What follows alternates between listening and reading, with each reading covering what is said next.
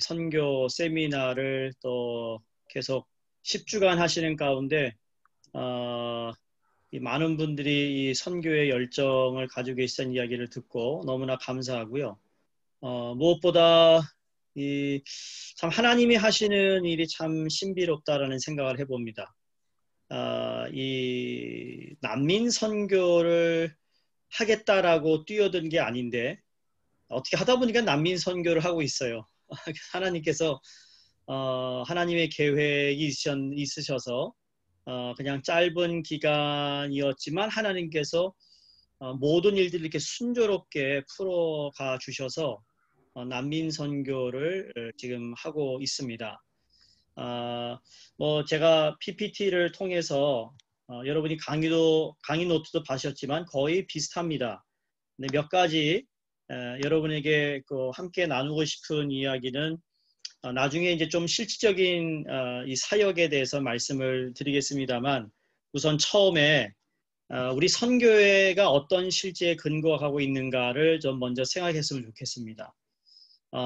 이민교회 목회를 하고 저도 13살 때 이민을 와서 이민교회에서 자라고 이민교회에서 또 콜링을 받고 신학교를 가고 또 영어권 사역을 한 18년 동안 하다가 이제 11년, 12년 차 들어가는 한인 목회를 하고 있으면서 이제 영어권을 이렇게 함께 목회를 하는데요.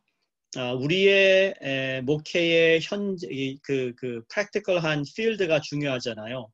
그런 의미에서 선교에서도 이 세 가지의 실제를 항상 우리가 기억해야 된다고 생각합니다. 여러분이 크리스토퍼 라이트의 하나님의 선교라는 책을 아실 거예요. 그 책에 보면 이 선교의 실제에 대해서 이야기를 먼저 하고 나서 그 두꺼운 책이 펼쳐지게 되는데 첫 번째가 하나님의 실제입니다. 하나님 자신을 어떻게 이스라엘 백성들에게 구약에서 본인이 누구인가를 알리시는 일들을 하시죠. 그래서 하나님 자체에 대해 정확하게 하나님은 누구신가, 또 하나님의 존재, 또 하나님이 하시는 일이 무언가를 설명을 합니다. 그 다음에 두 번째가 그 하나님에 대한 이야기의 실제를 이야기합니다. 그러니까 하나님의 이야기를 하나님의 구속사역에 관한 이야기가 이야기로 풀어가신다는 거죠. 그래서 이스라엘 백성들에게 아브라함의 하나님, 이삭의 하나님, 야곱의 하나님이라는 그 이야기를 계속 얘기하시죠. 구약 성경에 보면 너희 선조가 애굽에서 나오게 되었던 이야기를 자꾸 반복하십니다. 그러면서 하나님이 구체적으로 그들의 삶 가운데, 민족 가운데 어떤 역사를 이루셨고 그것이 이야기로 풀어가는 이야기입니다. 그래서 하나님의 스토리라고 하잖아요. 또 뭐 히스토리가 히스 스토리인 것처럼 하나님의 이야기가 계속해서 반복되고 있습니다. 근데 하나님의 실제와 이야기의 실제, 그다음 마지막이 이제 백성의 실제가 되는데 이제 그 이야기에는 모든 피조물, 시간과 인간과 전체를 포함시킬 최종적이고 보편적인 이야기 안에 바로 하나님의 이야기가 포함되어 있다라는 겁니다. 그 이야기가 근데 나중에 어디까지 가는가? 백성의 실제까지 이어집니다. 다시 이제 하나님의 실제, 이야기의 실제, 백성의 실제. 그래서 그 백성의 실제가 처음에 어디냐면 아브라함부터 시작이 되는 거죠. 그래서 구약 시대에 보면 그 아브라함을 통하여서 하나님이 그 가정을, 그리고 그 가정에서 그 가문을, 그 가문에서 그 민족에서 이제 열방으로 나아가는 그 선교적인 하나님의 계획이 솔직히 아브라함을 통해서 이미 하나님께서 그 말씀을 하셨는데 그 아브라함의 삶, 이삭의 삶, 그 모든 후손들의 삶에는 바로 아까 이야기한 이 이야기가 포함되어 있고 그 이야기는 하나님의 이야기라는 겁니다. 근데 바로 이 백성의 실제는 구약의 아브라함으로 끝나는 것이 아니라 아브라함 후손으로 끝나는 것이 아니라 이제 예수 그리스도를 영접하고 하나님의 자녀가 된 우리 모두에게 그리스도인들에게도 똑같은 동일한 하나님의 실제와 하나님의 이야기와 그리고 그분의 백성으로서 우리가 어떤 삶을 살아가야 하는가라는 것을 우리가 인식을 하고 그래서 구약의 또 신약의 이 모든 하나님이 이야기하고 계시는 이 구속 사역의 이야기가 우리의 삶 가운데 또 우리의 목회나 특별히 선교에 얼마나 중요한가. 솔직히 선교주에서 우리가 전할 수 있는 건 하나님의 이야기죠. 그 스토리텔링을 통하여 하나님의 구속 사역을 이야기하고 근데 그 이야기가 바로 내 이야기라는 거죠. 이게 하나님의 이야기로 시작됐지만 이게 바로 나의 이야기, 그 나의 이야기가 바로 나의 고백이고 나의 간증이고 또 내 삶 가운데 하나님의 실제 그분의 이야기 그리고 그분의 백성으로서 우리는 전해야 하는 그러한 세 가지를 여러분에게 다 아시는 이야기겠지만 그걸 먼저 전제로 여러분에게 말씀을 나누고 이 난민의 사역이 바로 이 하나님의 실제와 오늘 그분의 이야기와 그리고 하나님의 백성으로 택함받은 우리가 이제는 우리 앞에 우리 이웃으로 다가온 이 난민들을 동일하게 우리가 도와야 하며 복음을 전할 수 있는 아주 좋은 기회라고 생각이 됩니다. 우선 난민은요. 자신의 나라에서 억압을 받거나 전쟁으로 살 길을 찾기 위해 피신했거나 망명한 사람으로 정의 내립니다. 이 난민이라는 이 단어 안에는 그냥 자기 본토를 떠나서 다른 나라에 그냥 이민이 아닌 난민이라는 사람에는 이 크게 세 가지의 세 부류가 있어요. 억압을 받아서 전쟁을 통해 살 길을 찾기 위해 그리고 망명한 사람으로 정의를 내립니다. 그래서 종교, 인종, 국적, 정치적 이런 이유로 핍박받은 자들로 본토를 떠나야 했던 사람들입니다. 이 종교, 여러분 이게 우리가 알고 있는 중동만 이 종교적인 전쟁이 있는 것이 아니에요. 아프리카에도 이 종교가 부족별로의 이 아주 소위 제너사이즈라고 하죠.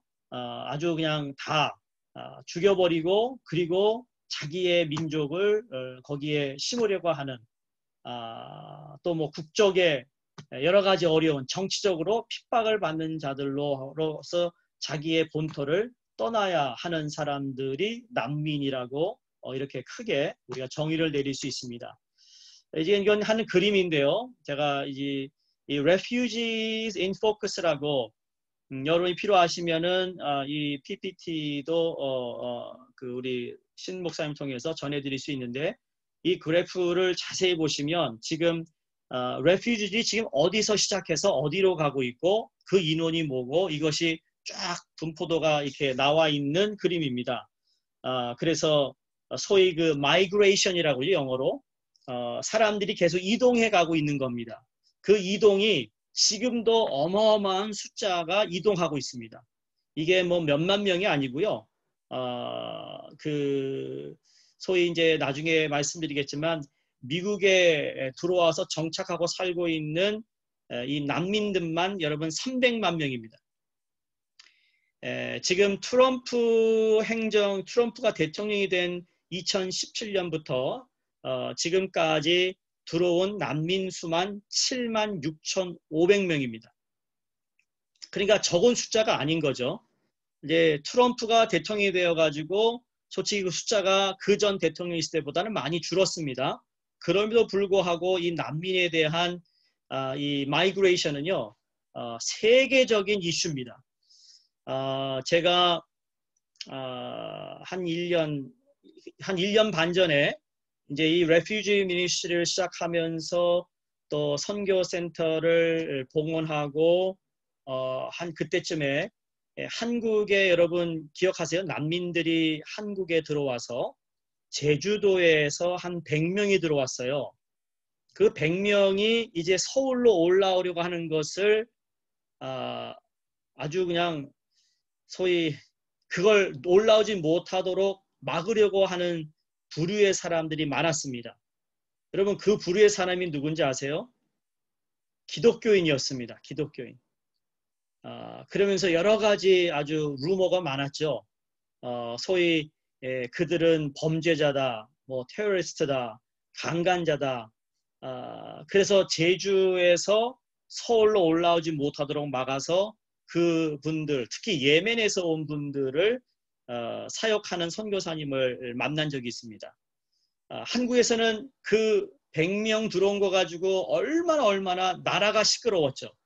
그런데 미국이나 다른 유럽을 보면 정말 엄청난 이 난민들이 지금 쏟아져 들어오고 있는 이 상황에 대해서 너무나도 우리 한국이 기독교 나라라고 하며 기독교인이 많다고 하면서도 이런 문제에 너무나도 소위 영어로 ignore한 겁니다.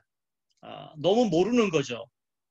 근데 이것이 미국에 있는 미국 교회나 그리고 특히 우리 한인교회에서도 특히 한인교회가 이 난민 사역을 그 누구보다도 잘할 수 있는 공동체라고 생각합니다.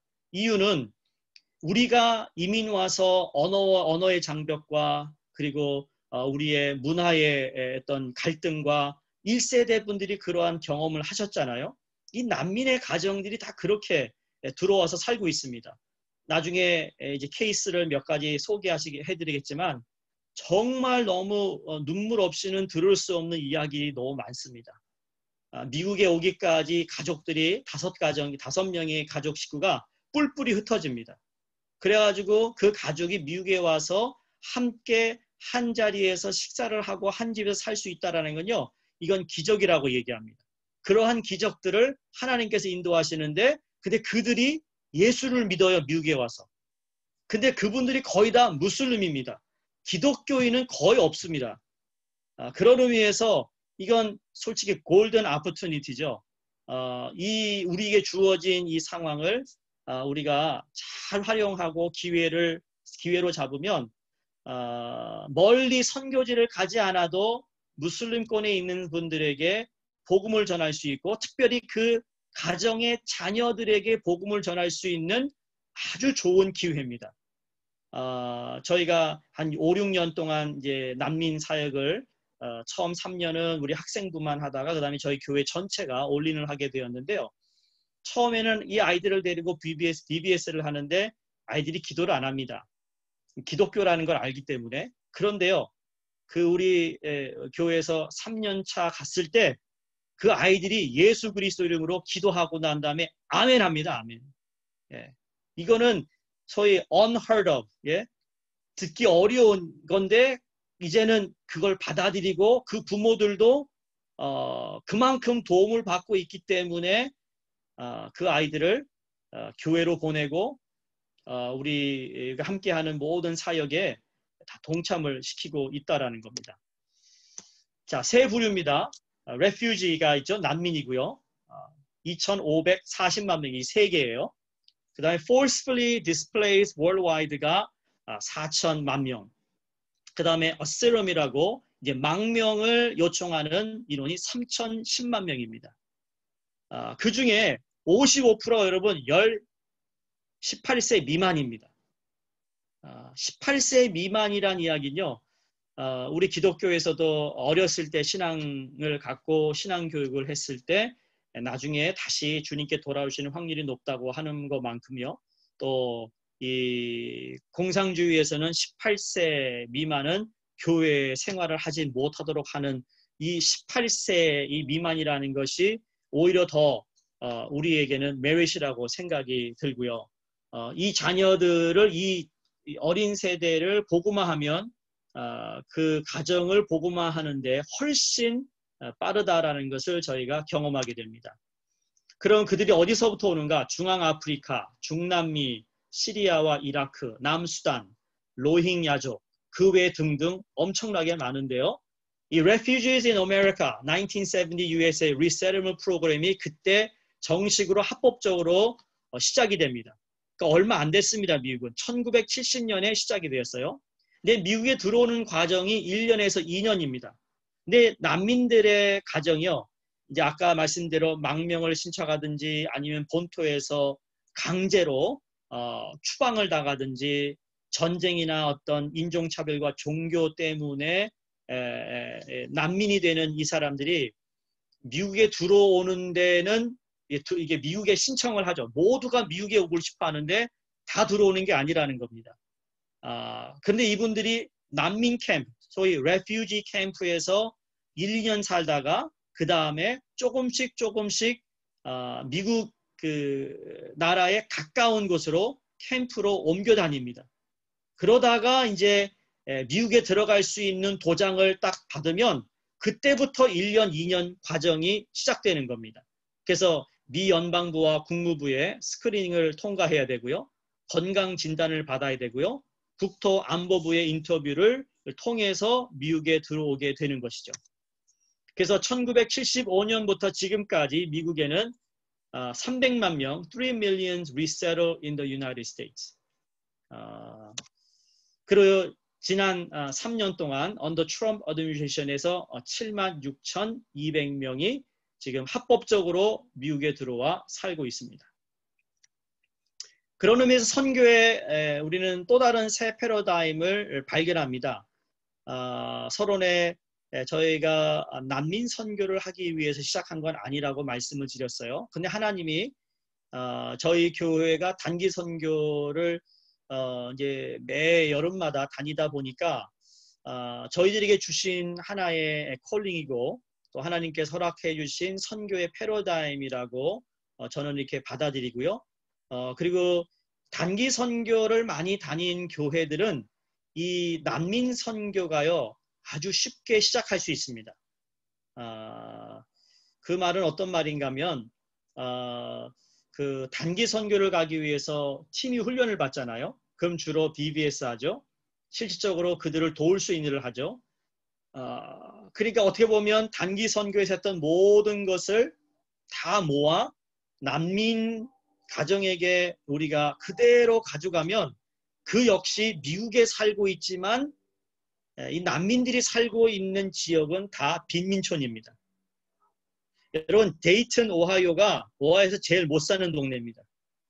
과거에는 데이튼 오하이오가 그래도 괜찮은 동네였습니다. 그런데 점점 경제가 나빠지고 그러면서 지금 저희 선교센터가 있는 그 지역은 메인 스트리트에 가까웠지만 그럼에도 불구하고 폐허된 집들이 참 많이 있습니다. 한 예로요. 저희 난민센터가 있는 지역에서 한 뭐 5마일, 그쵸? 동서남북 5마일 거리에 여러분 그 오래된 집 한 채가 얼마인 줄 아세요? 거짓말 안 하고요. 3베드룸이 있는 집이 그냥 별 수리하지 않고 들어가 살 수 있는 집을 5만 불이면 삽니다. 5만 불.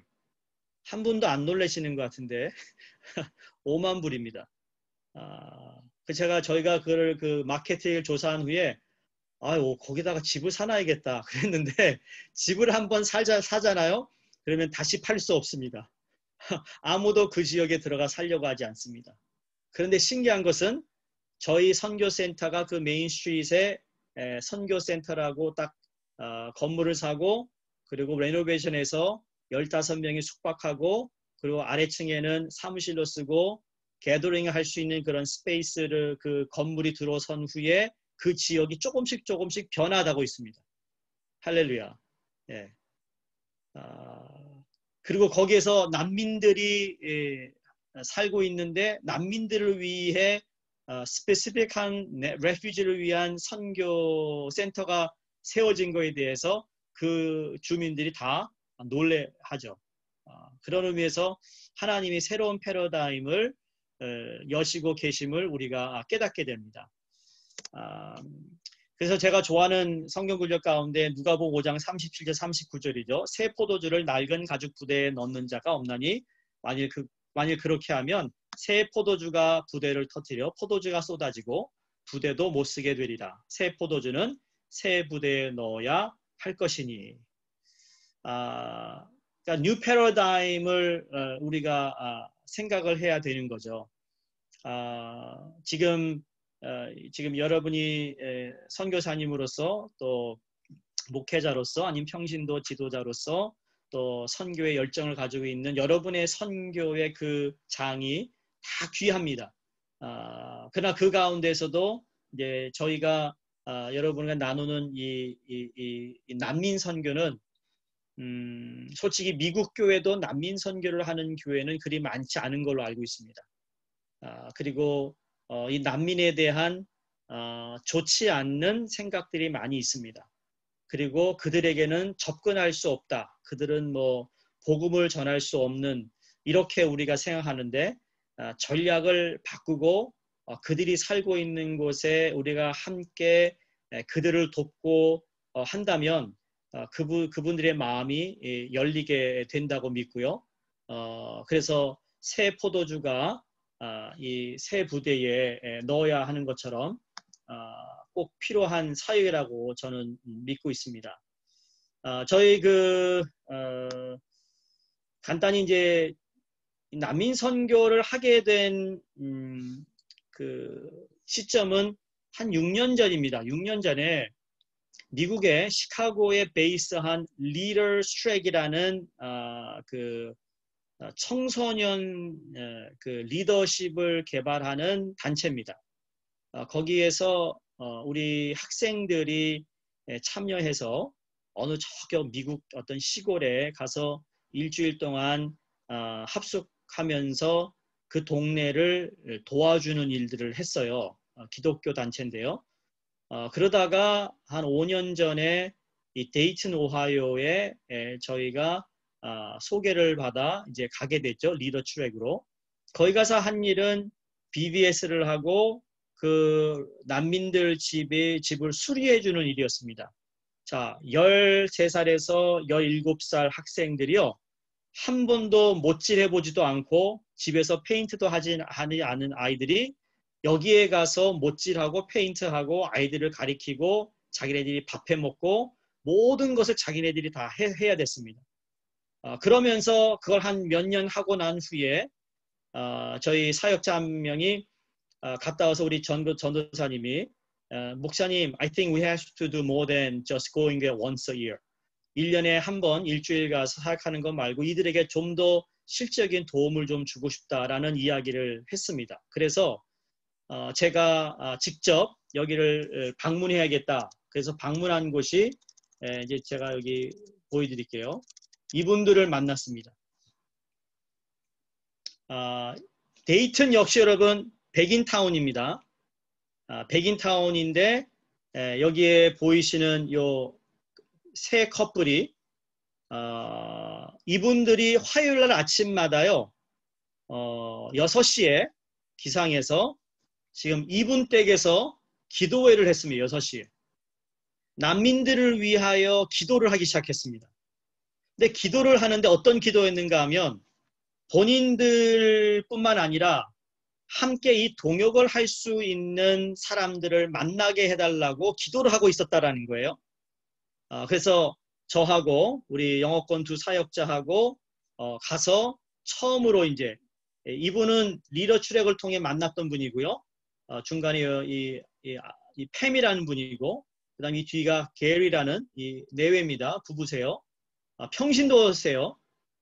이분들하고 만남을 통하여서 그러면 거기 사역하는 분들 발런티어들하고 좀 만나고 싶어서 만나서 식사를 하면서 이야기를 하는 가운데 우리 또한 하나님께서 이 레퓨지 미니스트리에 대한 하나님의 마음을 우리가 알게 되어서 함께 사역을 했으면 좋겠다 그러는데 이분에게는 기도가 응답이 된 거죠.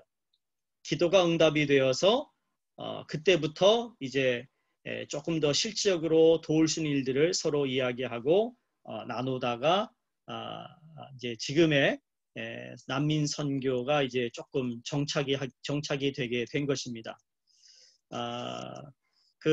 저는 이제 난민 선교에 대한 뭐 글이나 부탁을 받을 때 레위기 19장에 나온 말씀을 근거로 합니다. 너는 샘머리 앞에서 일어서고 노인의 얼굴을 공경하며 내 하나님을 경외하라. 나는 여호와이니라. 거류민이 너희의 땅에 거류하여 함께 있거든 너희는 그를 학대하지 말고. 성경에 보면요, 이 거류민 또 나그네 이러한 말씀들이 참 많이 나오죠. 몇 가지 이제 제가 말씀을 드리면 성경의 난민들을 자신과 같이 사랑하라. 레위기 19장 말씀.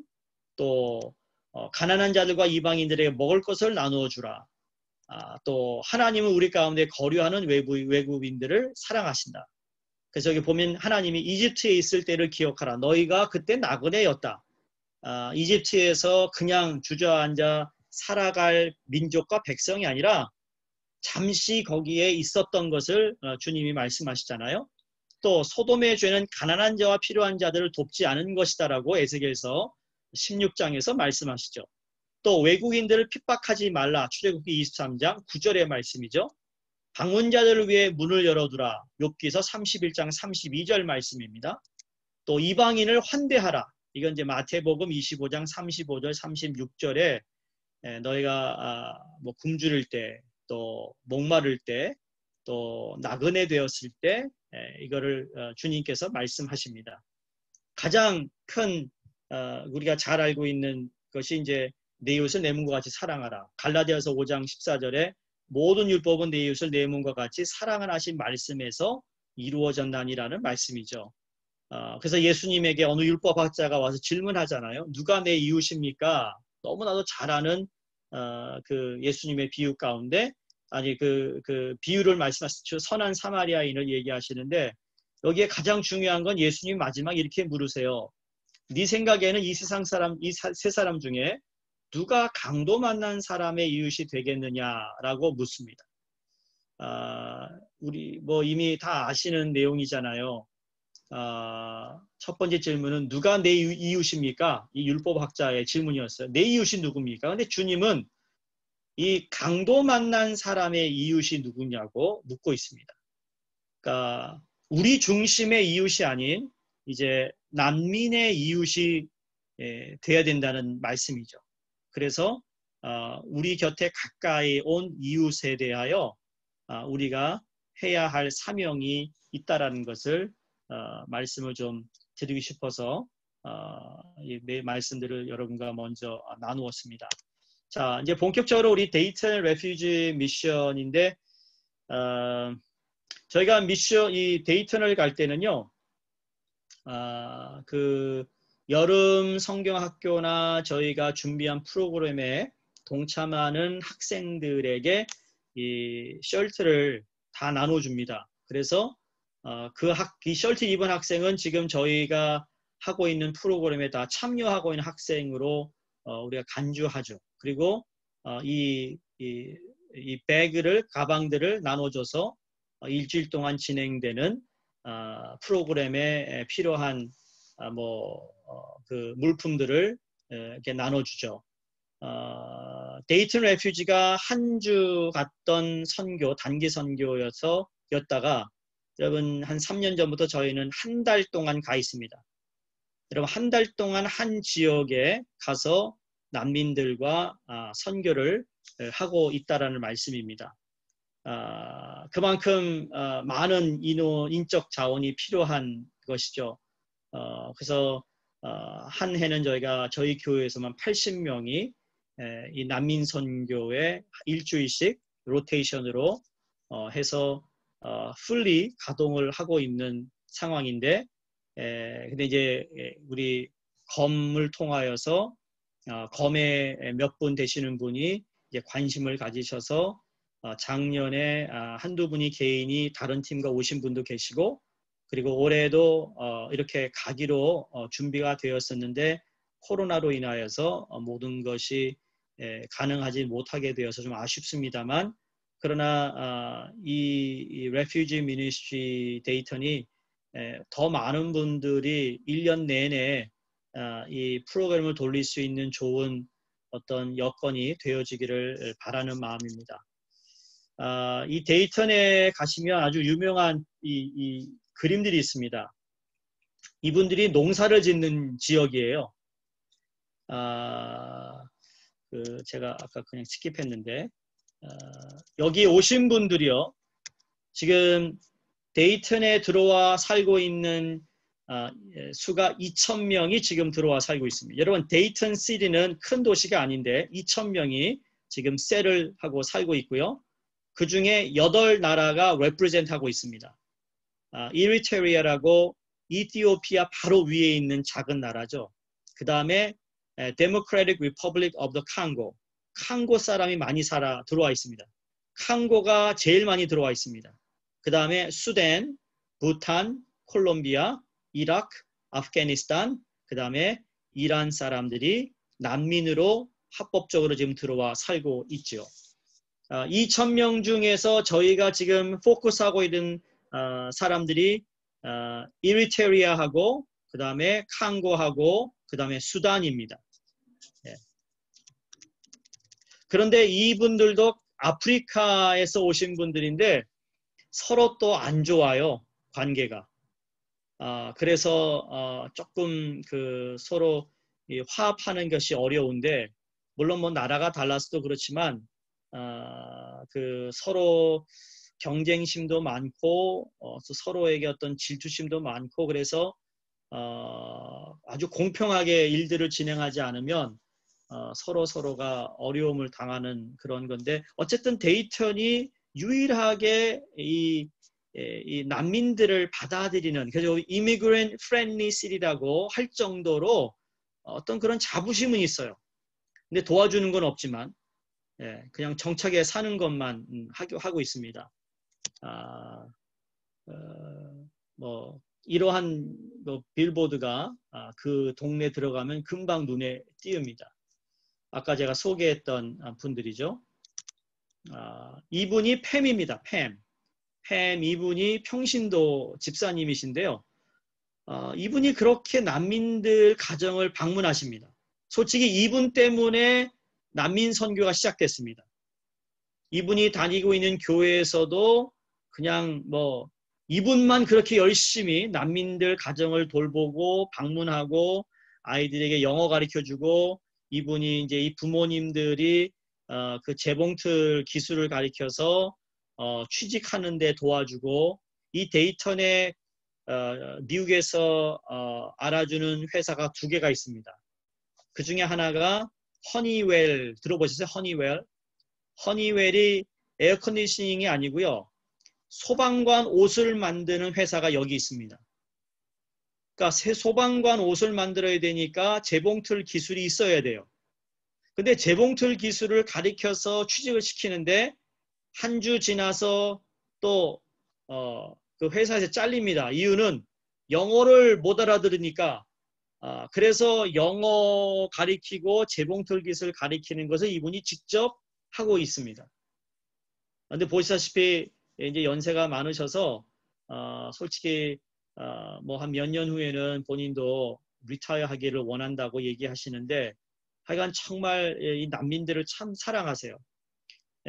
저 이제 난민들 가정에 가면 자기네들이 먹는 그 전통적인 음식이 있잖아요. 그 음식의 향이 있잖아요. 저도 갔을 때 몇 가정을 들려서 식사를 같이 하는데, 야, 어떤 데는 정말 이거 선교적인 마인드가 아니면 앉아 있을 수 없고 먹을 수 없는 음식인데요. 이 백인 이분은 그거 상관하지 않고 다 들어가서 아이들 다 끼안아주고, 그리고 얘들이 얘기하는 그거 다 들어주고, 너무너무 참 사랑이 많은 분이세요. 그래서 이 데이턴의 난민 사역이 이분의 희생으로 참 열정의 좋은 열매들이 맺고 있다고 생각이 듭니다. 예, 이게 다 지금 칸고, 수단, 거기에서 이리트리안 가족들이고, 지금 이제 부모님이 다 일 나간 거예요. 그럼 요 한 가정의 아이들이 못해도 4명, 5명씩 있습니다. 예.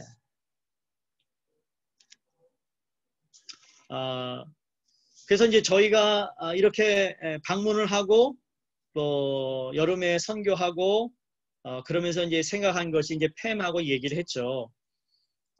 There has to be something more than just coming here once a year.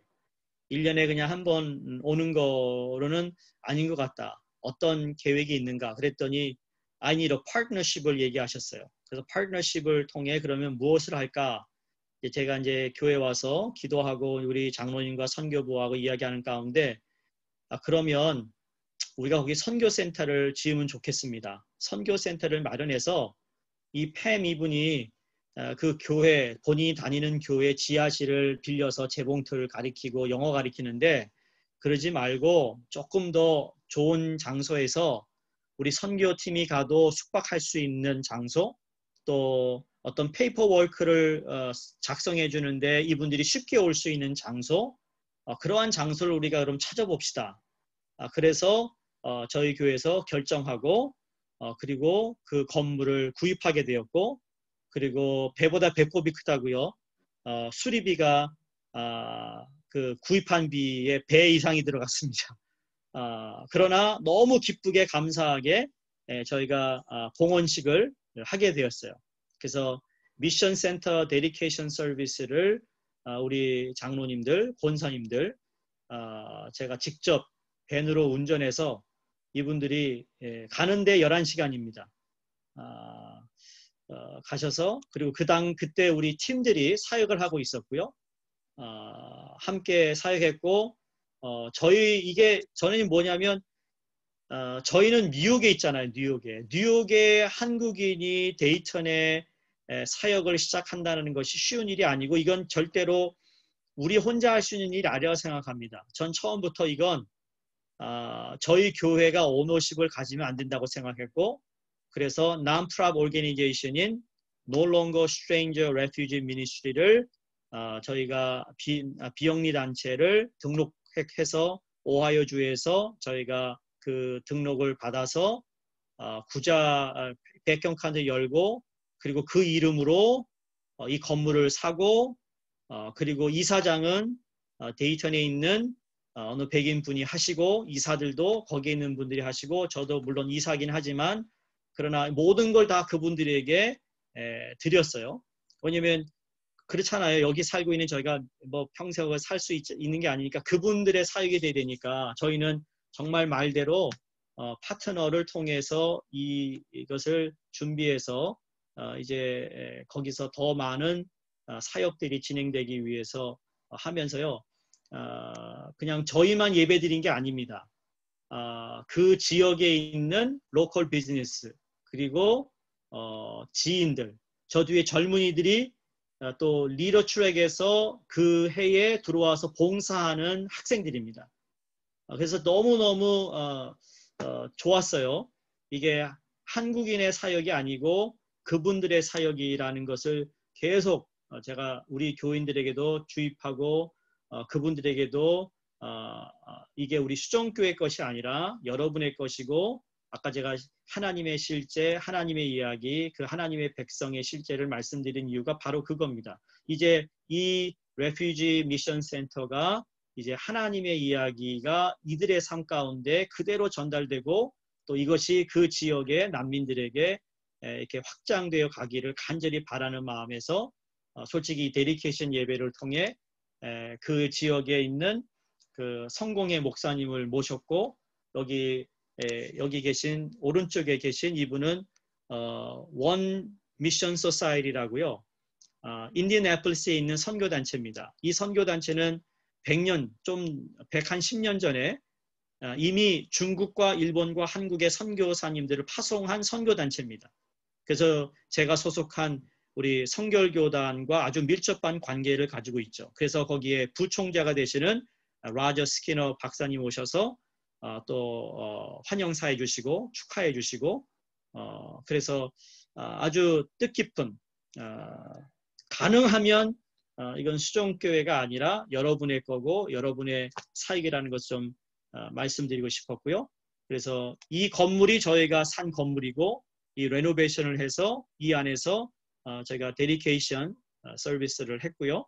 또 그 자리에 참석했던 모든 분들과 함께 사진을 찍게 된 겁니다. 사역에 궁금해하실 것 같아요. 사역에 관해 좀 말씀을 드립니다. 그 여름 학교가 아주 중요합니다. 난민 사역에는요. 왜냐하면 여러분 난민 아이들이, 그 가정의 아이들이요, 공부할 수 있는 기회가 없습니다. 영어 공부를 거의 하지 못하는 환경에 살다가 옵니다. 그 난민 가정이요, 미국에 들어와서 정착해 이제 집을 구해줘서 이제 집에 들어가 사는데 수세식 변소잖아요. 여러분 그분들이요, 수세식 변소를 어떻게 쓰는지 몰라서 그 수세식 변소 위에 올라가서 볼일을 봤다라는 겁니다. 그만큼 미국에 대한 좋은 이야기는 들었지만 그런 미국에서의 삶이 어떤 삶인지는 거의 상상을 못하죠. 왜냐하면 간 사람이 그쵸? 먼저 어느 식구가 먼저 미국에 가서 정착을 하고 사는데 아직도 난민으로 미국에 들어오지 못한 가족들에게 연락할 수 있는 방법이 거의 없습니다. 여러분 그 시리아 난민들 그 보도된 그 영상을 보신 적 있나 모르겠습니다. 거기 얼마나 열악한 상황이고 솔직히 큰 텐트에 여러 가족들이 함께 모여 살고 있기 때문에 열악한 상황에 있는 자녀들이라는 거예요. 그래서 이 아이들이 학교를 가지만 학교에서 공부를 못 쫓아갑니다. 영어가 안 돼서. 그래서 이 아이들에게 영어와 매스와 바이블 베이스 레슨을 합니다. 보시면 거기에 이제 일렉티브가 또 있어요. 이 아이들이 그냥 공부만 하면 지루할 수 있기 때문에 과학 시간, 또 체육 시간, 그 다음에 뭐 미술 시간, 또 한 번은 아이들로 하여금 저희 이제 교회에 그 공대에 나와서 엔지니어가 있는데 그 엔지니어가 아이들과 함께 이렇게 만들어서 로켓을 쏘아 올리는 그런 프로젝트 만들어서 아마 여러 가지 그 아이들에게 흥미 있는 그 교육을 솔직히 한 달 하는 겁니다. 그 다음에 이제 아이들에게 바스켓볼 캠프를 시작하는데 지금은 바스켓볼 캠프는 안 하고요. 축구 캠프를 하고 있습니다. 그 난민 아이들이 데이턴에 있는 학교에서요. 다 축구의 올스타입니다. MVP가 됐어요. 그 자녀들이 자기 나라에서는 주로 아프리카가 이제 축구를 많이 하잖아요. 그러니까 당연히 축구를 잘하는 애들이 많다 보니까 학교에서도 그 아이들을 많이 후원해 줍니다. 왜냐하면 학교의 이미지가 좋아지고 우승하니까 자꾸 챔피언십에 나갈 수 있는 가능성이 많아지다 보니까 그래서 이제 축구를 할 수 있도록 축구화, 축구공, 축구 가방 이런 것들을 그 아이들에게 후원해서 더 열심히 할 수 있도록 격려해주는 프로그램을 또 하고요. 근데 이거는 아이들을 위한 것이고 밑에 보시면 워크사이트이 있습니다. 이 워크사이트 뭔가 하면 실질적으로 그 가정이 살고 있는 집이요. 너무 오래된 집이라서 수리할 곳이 너무 많아요. 그런데 이분들이 재정적으로 들어오는 수입이 없기 때문에 그냥 수리하지 못하고 살아가는 가정이 거의 다 한 80%가 그렇습니다. 아까 잠시 말씀드렸지만 직장을 가더라도 금방 해고당하는 이유가 기술이 모자르다든지 언어 소통이 안 되니까 그 회사에서는 이분들을 레고할 수밖에 없는 그런 일들이 벌어지거든요. 근데 이제 이 난민이들이 이제 가정에 들어와 살게 되면요. 1년 동안 정부에서 보조금을 줍니다. 근데 그 보조금을 주고 살아갈 수 있는 여유가 이제 1년인 것이죠. 원래는 6개월 주고 그래도 아직 잡을 찾지 못하면 또 6개월을 연장하는 그러한 프로그램이 있습니다. 그 프로그램 하는 가운데 빨리 직장을 구해야만 그 다음부터 살아갈 수 있는 형편이라는 거예요. 그러니까 1년 안에 뭔가 돼야지 안 되면은 이분들이 또 장소를 옮깁니다. 다른 데로. 옮겨서 거기서 똑같이 번복되는 삶을 살다 보면 무슨 일이 생기냐면 자살하는 사람들도 생깁니다. 실적이 있었던 일인데요.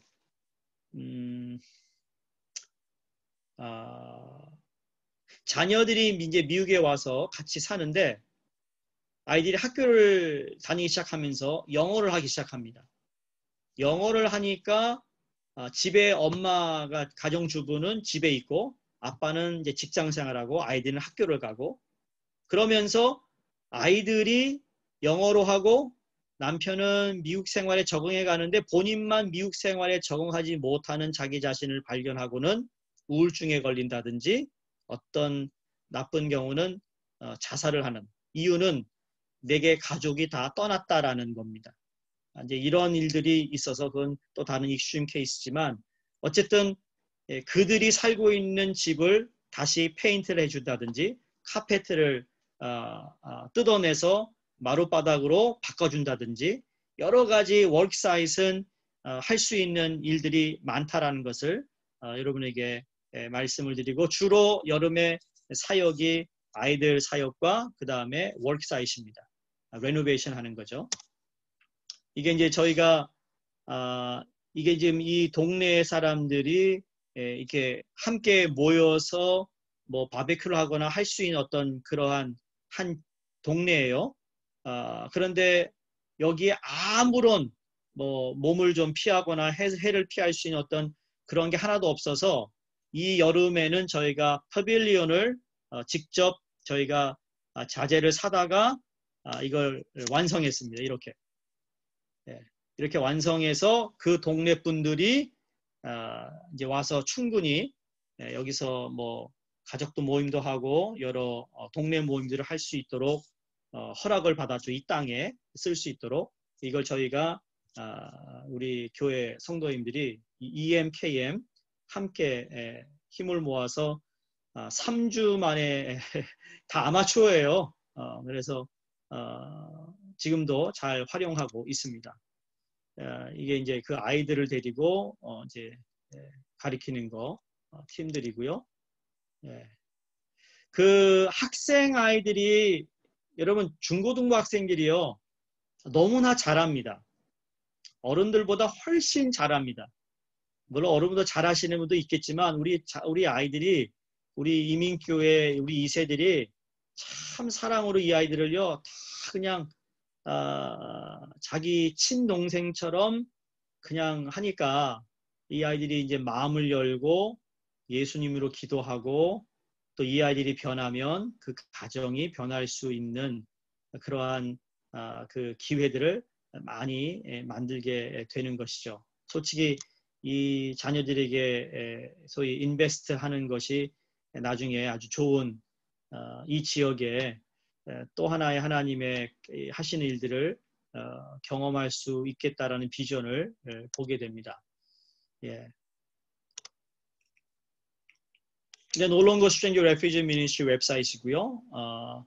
또 보시면 뭐 이 정도로 예.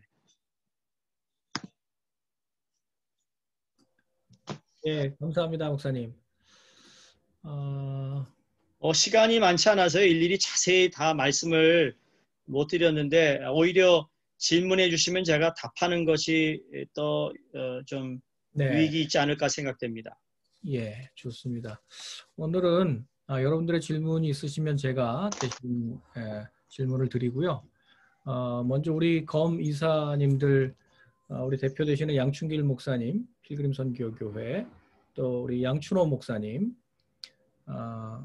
올레이션스 선교교회, 그리고 세움교회의 김주헌 목사님, 또 오늘 강의해 주신 황영송 목사님, 이렇게 저희가 이렇게 이사교회 목사님들이 계십니다. 또 저희 또 장로님들, 이사님들이 계신데 오늘은 이렇게 목사님들께서 한번 오늘 들으신 이 강의를 바탕으로 해서 서로 좀 논찬도 하고 그렇게 좀 서로 질문도 하고 그런 포럼 형식으로 진행하면 좋겠습니다. 우리 이사님들 중에 누가 먼저 한번 말씀을 해 주시겠습니까? 이사님들은 음소거를 해제해 주세요.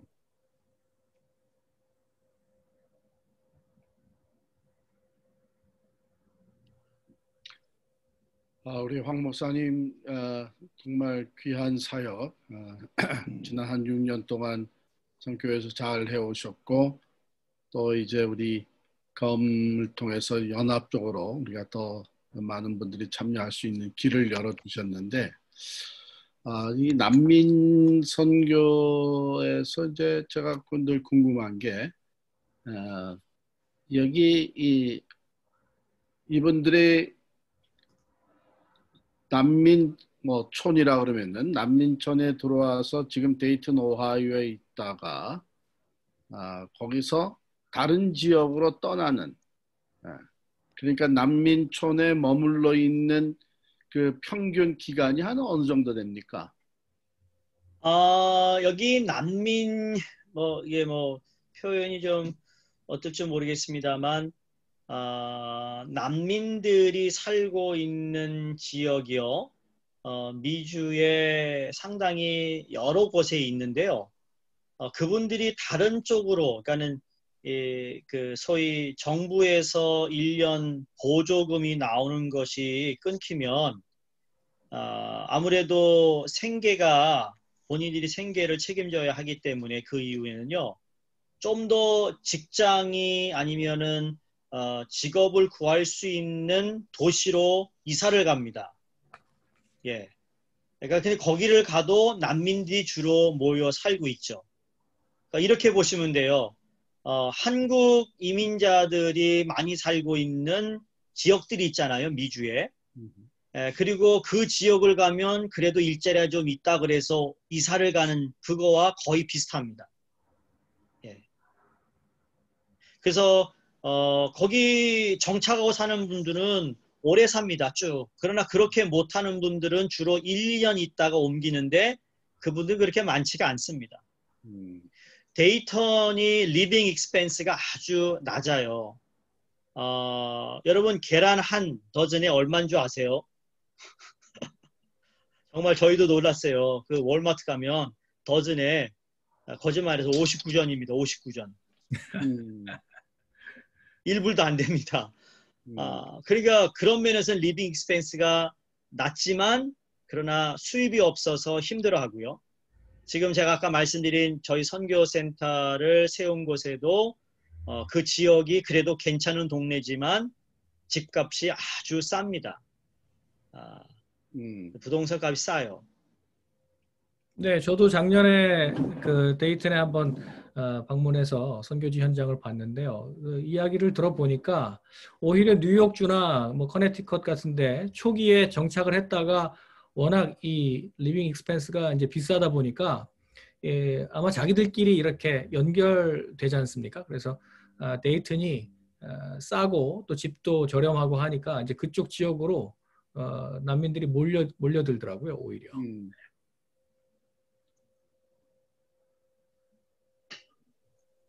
우리 양춘호 목사님은 오늘 강의를 들으시고 네, 오늘 뭐 너무 은혜도 많이 받고 또 도전도 많이 받았습니다. 목사님 너무 수고하시고 감사하고요.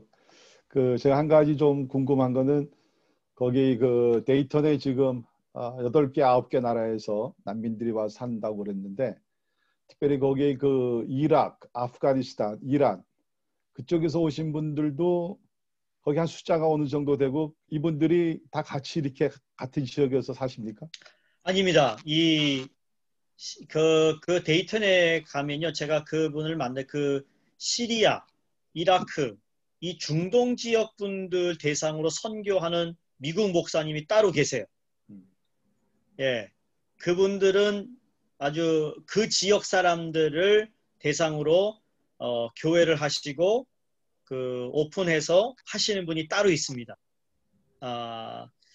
이제 그분이 계신 데는 조금 동네가 데이턴이지만 저희가 하고 있는 지역하고 조금 떨어져 있습니다. 같은 데이턴 시리인데도. 네. 예.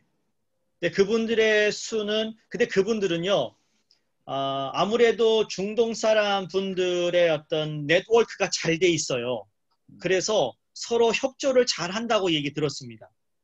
근데 아까 말씀드린 이제 아프리카에서 오신 분들은 이 부족별로 이게 있다 보니까 서로 안에 감정들이 많이 믹스돼 있습니다. 그래서 우리 팸 그분도 때로는 이해할 수 없는 어떤 그런 일들이 발생하는 것을 종종 말씀해 주셨어요. 예. 네. 저희 저는 네. 말씀하시죠. 먼저 말씀하세요, 목사님. 먼저 말씀하세요. 그럴까요? 예. 저희 교회에서는 이제 한 5, 6년 전서부터 여기 그 브루클린 그리고 퀸스 지역에 그 러시아권에 계신 그 분들 주로 그분들 뭐 종교적인 이유로 이렇게 망명하신 분들 또 정치적인 이유로 망명하신 분들 그런 분들 대상으로 이제 두 곳에 이제 교회를 개척을 해서 지금 이제 그 사역들을 하고 계시는데 예. 이분들 얘기 들으니까 이분들이 오게 되면 이제 나름대로 뭐 영주권 신청을 해야 되고 예. 그 스테이터스 문제가 해결되면 해결될 때까지는 이제 교회를 나와서 교회를 통해서 그게 신청이 되나 봐요. 예. 방법 중에 하나가. 예. 예. 그래서 이제 거기서 그린 카드라든지 그런 스테이터스 문제가 해결이 되면 꽤 많은 분들이 이제 교회를 떠난다고. 예. 예, 그래서 조금 이제 물론 그 동안에 돕는 것 자체도 좋은 거고. 예. 그 사이에 복음도 전하고 남아 있는 분들도 계시고 하는데 그쪽에 지금 상황은 좀 어떻습니까? 데이턴에. 예. 그 목사님 말씀하신 그런 케이스는 무작정 온 사람들이에요. 아, 예. 그게 합법주로 들어온 분들이 아니고요. 무조건 그냥 어떻게 하든지 미국에 들어와서는 미국 법은요. 아직도 망명 신청을 하면 그린카드가 나옵니다. 그래서 이제 그게 주로 뭐냐면 종교 탄압 때문에 내가 내 본국을 떠나 미국에 왔습니다. 그 이유 하나만 가지고도 그린카드 프로세스를 할 수 있습니다. 지금 뉴욕에요. 죄송합니다만 뉴욕에 많은 중국 사람들이 망명 신청을 통해 그린카드를 받는 사람이 너무 많습니다. 물론 그것도 하나의 선교 대상이고 그분들 교회에 다녔다라는 거, 세례받았다는 그 증을 서류에 넣어서 이제 제출해야 되는 게 있고 한 2년인가 3년이면요. 그린카드가 나옵니다. 근데 제가 지금 얘기한 이 난민들은 진짜 순수하게 그 다른 나라에서 난민 캠프에서 살다가 신청을 해서 어떤 사람은 7년 만에 온 사람도 있어요. 이분들은 미국 합법적인 서류를 통해서 들어올 때 이미 그린카드가 나옵니다. 예, 체류할 수 있는 펄밋이 나와요. 그렇기 때문에 보조금이 나옵니다. 예, 그래서 만약에 가족당 4명일 경우에는 데이턴에 이 정도면 한 달 먹고 살 수 있는 그 계산이 나오기 때문에요. 그 일을 담당하는 그러니까 미국에서 난민들을 합법적으로 받아서 그 소위 리세틀먼을 할 수 있는 것을 돕는 단체가 3개밖에 없습니다. 3개. 그 중에 하나가 Catholic Social Service입니다. Catholic Social Service는 엄청나게 네트워크가 잘 돼 있어요. 그래서 데이턴에도 Catholic Social Service를 통해 이분들이 들어와서 정착하고 살아가고요. 근데 이분들이 들어온 것을 가지고 이제 실적으로 도와주고 영적으로 돕는 일을 저희가 하는 겁니다. 예. 그분들이 들어오는 모든 합법적인 서류는요, 저희가 건드릴 수가 없습니다. 그러나 그들의 사생활에 개입해주고 영적으로 도와주고 복음을 전하는 일은 저희가 해요. 그 사람들은 그걸 절대 안 합니다. 예. 그 차이입니다. 네, 우리 세움교회 김주원 목사님. 예, 오늘 너무 귀한 말씀 잘 들었고요. 많은 도전이 되었습니다. 제가 꽤 오래된 시간이었는데 제가 기억하기로는 미네아폴리스라는 지역은 아마 소말리아 사람들이 굉장히 난민들을 많이 받았던 것 같습니다. 그래서 예. 제가 기사에서 봤을 때 미네아폴리스 택시 기사들은 거의 다 이제 소말리아 사람들이다.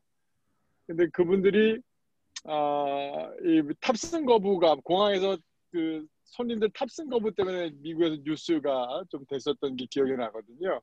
근데 그 탑승 거부 이유는 이 자기들은 굉장히 강력한 무슬림이고, 예. 근데 무슬림으로서 오히려 크리스찬들이 오히려 거룩하지 못하고, 그들의 행동이 마음에 안 들었을 때 오히려 택시 기사였던 소말리아 난민들이 미국 백인들 가운데 행동 거지가 좀 마음에 안 드는 사람들을 탑승 거부하는 그런 일들이 종종 있어서 오히려 이제 많은 그런 이슈가 됐었던 게 기억이 나는데요. 네. 이제 그걸 좀 비춰서 생각해 보면, 그러니까 지금 데이턴 같은 경우는 많은 분들이 아직도 무슬림, 물론 중동 사람들보다 아프리카 사람들은 서로 연대가 잘 안 된다라고 말씀을 하셨지만 여전히 그들이 어려서부터 이제 무슬림으로서 이슬람 종교를 믿고 예. 실천하는 사람들일 것 같은데 물론 이들이 여기 현지에 와서 지금 돈이 없고 직장이 힘들고 뭐 현실적인 많은 니즈가 있지만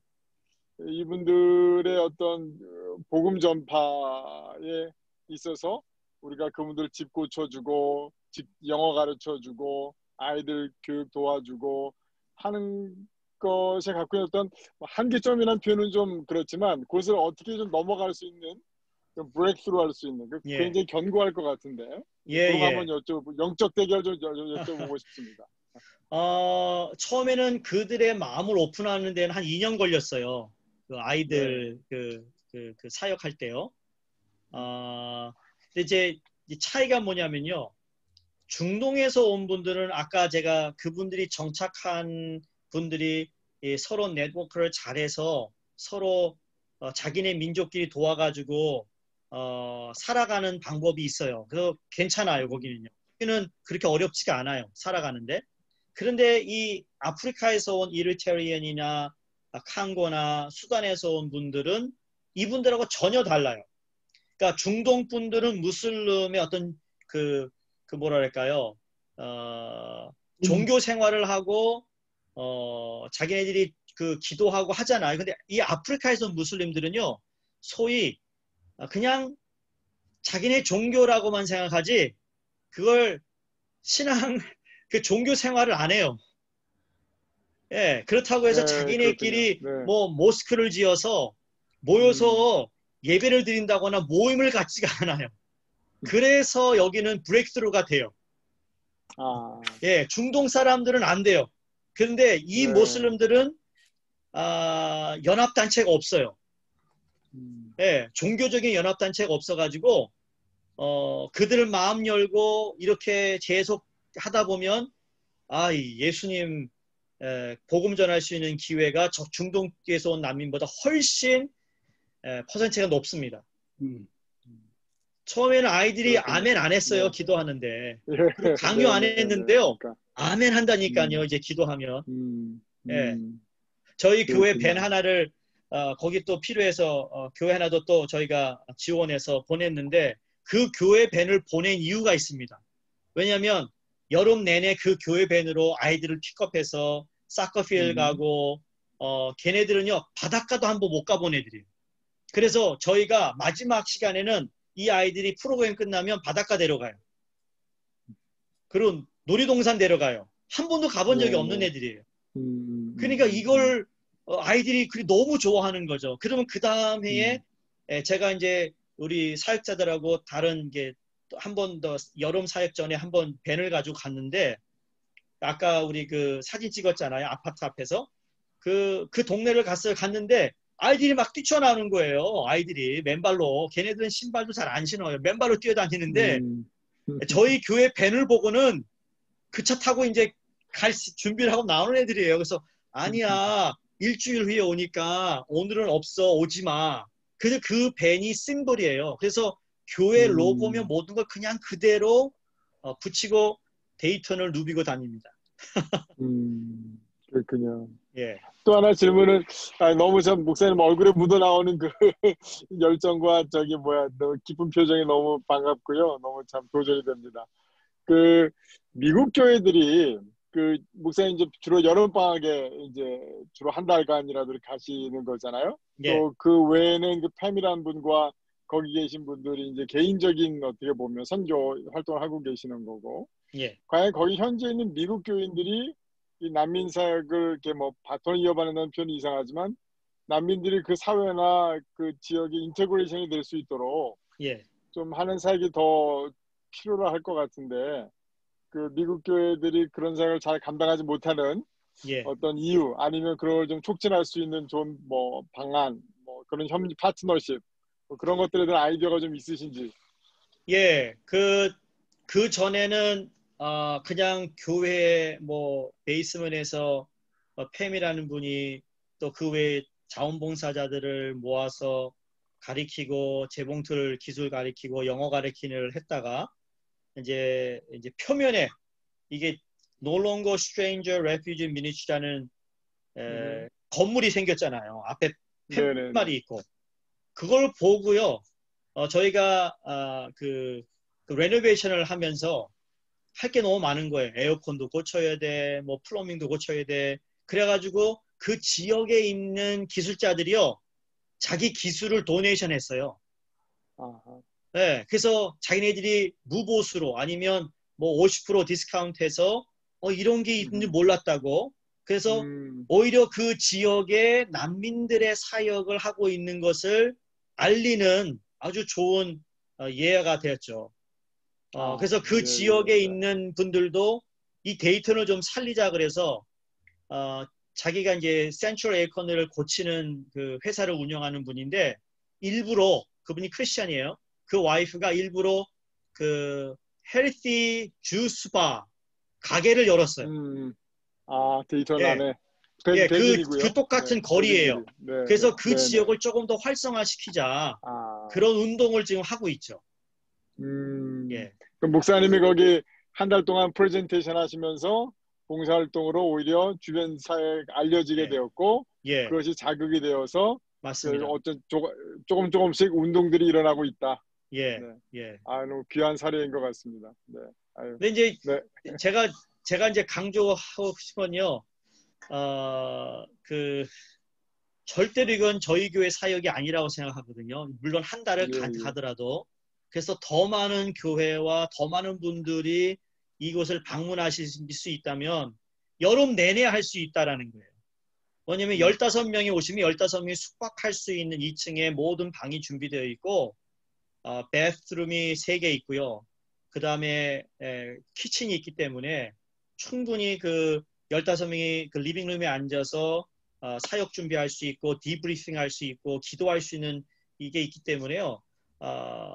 정말 많은 분들이 그 난민 그 지역 분들을 변화시킬 수 있으면 그 아이들을 통해서 하나님이 또 그 다음의 일들을 하실 거라고 믿습니다. 네. 예. 그 질문이 하나 들어왔습니다. 우리 필그림 선교교회 우조나단 장로님께서 질문을 하셨는데, 우리 그 현지에 계시는 우리 팸 선교사님하고 우리 지금 뉴욕 수정교회가 어떻게 하나님께서 역사하셔서 이렇게 연결하게 되었고 또 동역하게 되었는지 그때의 어떤 그 시작 단계에 대해서 자세히 듣고 싶다고 말씀해 주시죠. 예. 이건 저희가 무슨 계획한 게 아니었거든요. 저희가 이제 난민 사역에 올인하기 전까지는 저희 교회 중고등부 전도사님, 그 다음에 학생들이 이제 갔어요. 제가 이 말씀을 이제 우리 이민교회니까 말씀드리는데 저희 교회가 뭐 10년째 계속 단기 선교를 오래 이제 다니다 보면 여러분 이민교회는 우리 교인들 가운데 그 언다큐멘트인 자녀들이 있잖아요. 그러니까 다른 자녀들은 해외로 단기 선교 나가는데 그 언다큐멘트 때문에 못 나가는 자녀들이 있어 제가 그 기도를 했어요. 하나님, 이 아이들도 가고 싶을 텐데 방법이 없을까? 기도하는 가운데 이제 제 마음이 뭐냐면 그러면 미주 안에 어디를 찾아봐라 이제 마음을 주신 거예요. 미주 안에 있다 선교할 때가. 그래서 제가 이제 우리 전사님한테 설치를 해라. 뭐가 있는지. 그랬더니 리더 트랙이라는 학생들을 위한 선교할 수 있는 어떤 그 채널을 발견했죠. 그래서 리더 트랙을 연결해서 그리고 그 미국에 그 아는 분들 아시는 분 미국에요. 빈민촌이 많아요. 미국 안에. 백인 동네인데도 불구하고 열악하게 사는 사람이 많아요. 거기도요. 리더 트랙에 들어가서 그 사람들 집 수리해주고 아이들 가리키는 일들을 해요. 처음에 그렇게 들어갔다가 너무 멀어서 조금 교회 가까운 데가 없는가 했더니 데이튼 오하이오에 있다고 그러는 거예요. 그래서 데이튼 오하이오로 2년 지나서 바꿨죠. 데이튼 오하이오로. 그 다음에 거기 갔는데 갔다 와서는 너무너무 익사이트된 거예요. 이 난민 아이들을 보고는. 근데 이 난민 아이들을 보고 익사이트된 거는 우연이 아닌 것이 저희가 중남미 선교를 오래 했는데 중남미 아이들하고 다를 게 없는 거예요. 이 아이들이요. 까무잡잡하죠. 그쵸? 그 뭐 언어 소통이 잘 안 되죠. 맨발로 다니죠. 그냥 뭔가 이게 좀 공감대를 이룬 것 같아요. 그러면서 두 번째 똑같이 그 다음에도 데이턴을 갔다가 이제 돌아와서 저는 이제 3년째 될 때는 이게 번복이 되면 안 되기 때문에 우리가 할 수 있는 일이 뭔가 그냥 일주일 가서 단기 선교하는 것을 그치지 말고 뭘 도울 수 있냐고 이제 도울 수 있는지를 알아보라고 그랬는데 이제 그 얘기를 제가 이제 그 팸하고 우리 사역자하고 얘기하면서 만약에 우리 목사님이 왔을 때 만나줄 수 있느냐, 어떤 사역에 대한 비전이 있는지 얘기해 주냐, 그거를 확인받고 제가 이제 간 거죠. 가서 그분들이 저를 맞이해서 그 부부가 식사를 하면서 이야기하고 그 다음에 돌아와서 기도하면서 제가 이제 이런 한 가지를 서로 나누면서 그분은 뭐 이런 말 할 때마다 막 웁니다. 왜냐면 기도한 것이 응답받은 거니까요. 본인들이 그래요. 응답이라고. 그렇게 시작이 된 거였습니다. 어떤 누구를 소개를 받은 것도 아닙니다. 그러니까 하나님이 연결해 주신 거라고 믿죠. 그래서 지금은 작년에 저희 EM 집사님 한 사람을 평신도 선교사로 파송하고 저희가 후원하고 있습니다.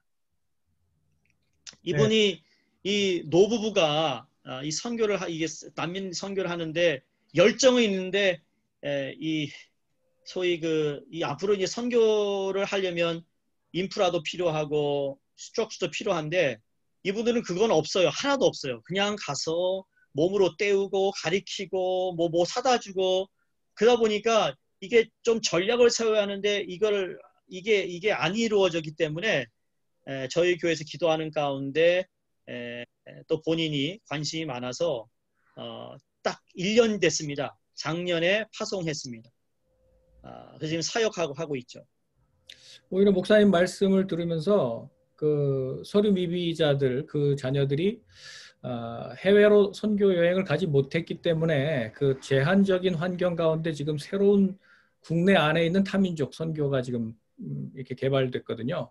마찬가지로 현재 우리가 코로나 상황에서 우리가 해외로 나가지 못하는 이런 상황이 이제 내년까지 지속될 것 같은데 이러한 좀 특별한 상황에 우리에게 주신 사실 선교지가 아닌가 이런 생각이 듭니다. 이 데이튼뿐 아니라 사실 여러분 주변에 거주하는 그 지역 조금만 눈을 좀 돌리면 우리도 우리 주변에 타민족들이 있거든요.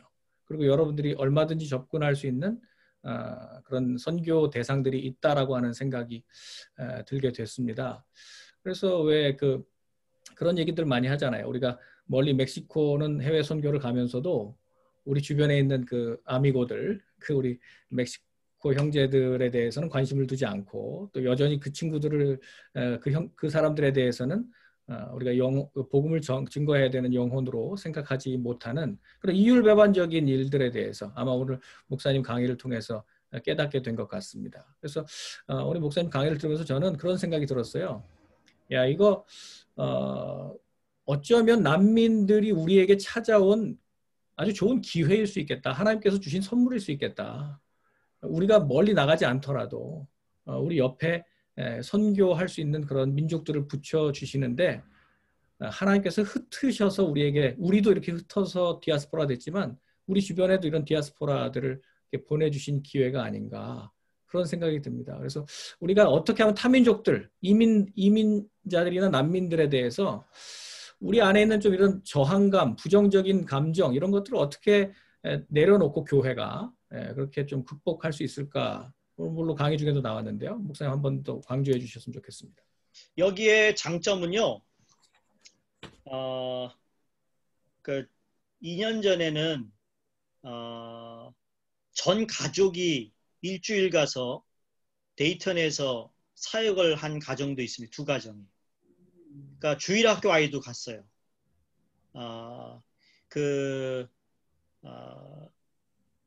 우리 이민교회에는 교사들도 있잖아요. 학교 교사들. 그 사람들은 그 커리큘럼을 짜는데 도사잖아요. 그리고 우리 1세 분들은 물론 그런 사역도 할 수도 있지만 주로 저희는 어깨너머로 배운 핸디맨도 많고 그렇죠? 직접 어떻게 수리하고 기술을 가지고 그들을 도울 수 있는 방법이 있어요. 그러니까 이제 아침에 묵상하고 예배드리고 식사하고 나면 이게 그룹은 나눠집니다. BBS 하는 그룹은 나가고, 그 다음에 레노베이션 하는 팀은 나가고, 또 교회 저희 이제 플러머가 있고 일렉트리시티 있고 그런 분들이 가서 그런 일들을 돌아보죠. 그러면서 실적으로 돕는 일이에요. 그래서 어떻게 보면 1세, 2세가 함께 할 수 있는 아주 좋은 이 선교라는 것을 말씀드리고 싶습니다. 그리고 저희 교육자들이 그 한 주 한 주씩 다 이제 로테이션으로 저희 사역자들이 나가는데, 사역자들은 영적인 슈퍼바이저만 하죠. 직접 가리키거나 이렇게 하는 일을 하지 않습니다. 그건 다 우리 평신도들이 다 합니다. 너무 잘합니다. 그래서 오히려 그분들이 더 익사이트되고 그분들의 아이디어를 반영해서 어떤 그 영적인 어떤 분위기만 교육자들은 해주지, 그리고 그때그때 발생하는 일에 어떻게 대처해야 되는 그런 일들만 하죠. 실적인 모든 선교의 핸더는 우리 평신도 1세, 2세들이 다 한다는 겁니다. 네. 제가 이제 오늘 강의를 들으면서 이런 생각이 들었어요.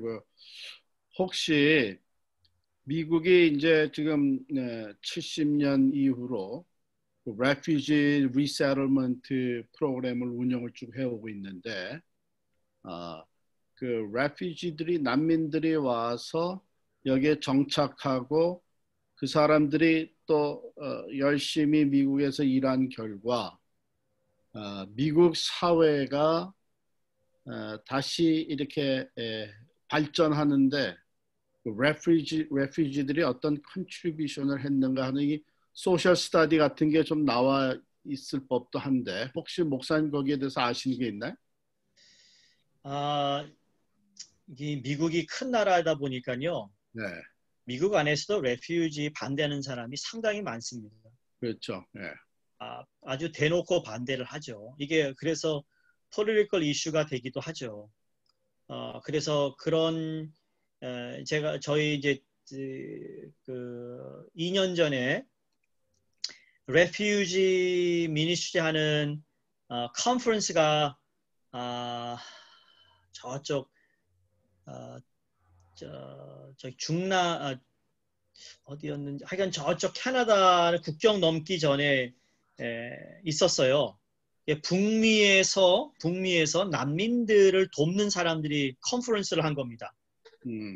근데 아까 말씀드린 캐톨릭 소셜 서비스와 그 다른 두 정부에서 인준해준 그 단체는 복음을 전할 수 없는 단체이기 때문에 그 사람들은 빠졌고요.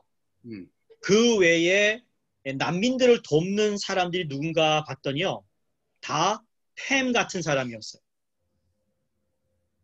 그리고 그 말은 미국 교회에서 난민들을 향한 그 어떤 소명의식을 가진 분들이 난민을 돕고 있다라는 거예요. 많이 놀랐어요. 아니, 뭔가 좀 시스템이 정착될 것 같은 분위기 아닐까 했는데 그렇지가 않아요. 그래서 그 팸이라는 분이 거기 가서요, 너무너무 고맙다, 이런데 오게 해줘서, 그러면서 무슨 얘기하냐면, 나는 내가 혼자인 줄 알았대요. I thought I was alone. 이 난민 선교가. 나만 이렇게 힘들고, 그런데 자기와 같은 무리의 사람들이 거기에만 몇백 명이 모이는 걸 보고는 힘을 얻었어요.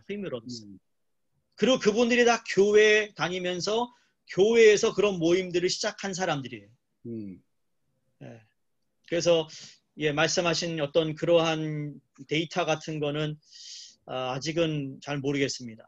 제가 너무 일찍이 이제 또 꿈에 부풀어오는 건지는 모르겠는데 우리가 이민자잖아요. 예. 우리 이민자들이 또 그 이미그런트 크리스천들이 난민들, 또 다른 이 형편의 이민자들, 그들을 도움으로 인해서 그 데이튼 오하이오 한때는 자동차 산업으로 굉장히 부흥했던 도시인데 그게 지금 폭삭 죽었잖아요. 예. 근데 난민의 리세틀먼트와 또 이민자들이 돕고 또 신앙적으로 잘 세워지면서 그 데이턴 오하이오라는 그 한 도시가 다시 리바이브 되게 되면 예. 이거는 그 미국 전체의 경제적인 것뿐만이 아니라 영적인 대각성을 일으킬 수 있는 하나의 좋은 케이스가 되겠다 하는 생각이 듭니다. 예. 그런 예. 면에 있어서 우리가 많이 이 한국 교회들뿐만 아니라 우리 이민 교회들이 전폭적으로 같이 협력을 하게 되면 이것이 결코 그냥 난민들만 돕는 것으로 끝나는 사역은 아니고 어쩌면 하나님께서 이민 교회들을 통해서 미국을 다시 일으켜 세울 수 있는 하나의 그 조그만 시작이 되지 않을까 한번 그런 생각을 해봅니다. 예. 제가 아까도 몇 차례 말씀드렸지만 이민자들이 이민자의 삶을 알잖아요. 그렇죠. 네. 특히 1세 분들이요. 그리고 부모가 이민 와서 가정 이민 와서 어렵게 이민 생활을 일구어간 부모를 바라보며 자란 2세들도 알죠. 그 마음을. 그렇죠? 그러니까 이 난민 가정을 보면 뭐 3, 40년 전에 우리 한인 이민자들의 가정하고 뭐 도시고 뭐 지역하고 시간이 좀 다를 뿐이지 그 안에 감정은 공유할 게 많아요. 아마 그래서 우리 2세들이 거기에 더 많이 관심을 갖는 것 같아요. 예. 우리 이민교회에 주어진 또 하나의 어떤 선교의 장이 될 수 있다고 생각하는 거죠. 제가 더욱이 이 생각을 갖게 된 거는 요즘에 우리 미국 사회 보면은 비엔나미스 아메리칸들이 이제 두각을 나타내는 사람들이 참 많아졌어요. 각 분야에서. 근데 그분들의 대부분이 난민으로 들어왔던 사람들, 그들의 자녀들이 여기서 교육을 받고 이제는 사회에서 영향을 끼친 사람들이 됐는데 모르겠어요. 그 비엔나미스 크리스천들의 그 파퓰레이션은 어느 정도 되는지 모르지만 만약에 난민들이 일찍이 복음을 먼저 받아들이면서 시간이 지나면 이 사회에 거꾸로 그 큰 컨트리뷰션을 할 수 있는 이런 열매들이 생기겠다 하는 생각이 듭니다. 오늘 예. 정말 큰 도전이 되고 코로나 바이러스가 어떻게 보면은 이제 우리의 그 시각을 해외 선교에서 조금 더 이제 국내 쪽으로 돌리게 만들 계기가 되지 않았나. 또 이 적절한 때에 우리 황 목사님 좋은 강의를 해주셔서 감사합니다. 네, 감사합니다. 감사합니다. 네, 그러면은 포럼 여기까지 마치고요. 그럼 목사님 사역의 기도 제목들을 한번 좀 나눠주시면 저희 예. 합심해서 함께 기도하고 마치겠습니다. 뭐 아마 가장 그들이 필요한 것은 그 가정의 그 자녀들, 난민 가정도요, 자녀들 때문에 부모들이 희생해요. 모든 걸 감수하죠. 그러니까 어느 나라나 부모의 마음은 같은 것 같아요. 그래서 그 자녀들이 더 많이 복음화되면 가정을 변할 수 있는 가능성이 높아진다는 겁니다. 근데 앞으로는 이제 그래야 되겠는데 지금 이 난민들을 위한 교회가 없어요. 난민들이 모여 예배드리는 교회가 없어요.